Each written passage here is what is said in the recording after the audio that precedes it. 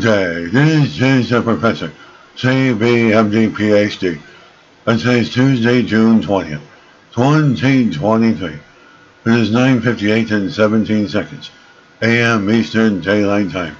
And today's research, Oxide Semiconductor. So let's jump to it here.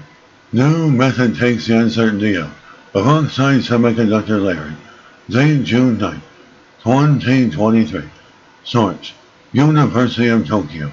Researchers report a deposition process for nanosheet oxide semiconductor. The atomic layer deposition technique was demonstrated for producing field effect transistors for 3D integrated circuits at low processing temperature.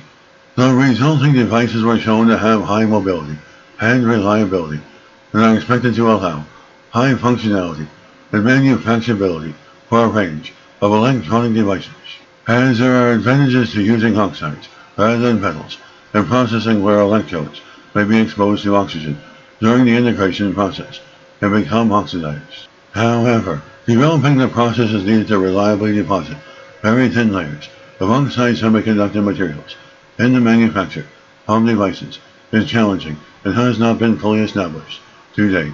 As recently, the researchers have reported an atomic layer deposition technique that produces layers appropriate for large-scale integration. They tuned the ratio of the components and adjusted the preparation conditions, and their findings led to the development of multi-gate nanosheet, formerly off operation, at high reliability. The findings revealed that field effect transistors made from the chosen oxide semiconductor by atomic layer deposition had the best performance. The multi-gate nanosheet field effect transistor is believed to be the first to combine high carrier mobility and reliability characteristics with normally off operation. In rapidly moving areas such as electronics, it is important to translate proof of concept findings into industrially relevant processes.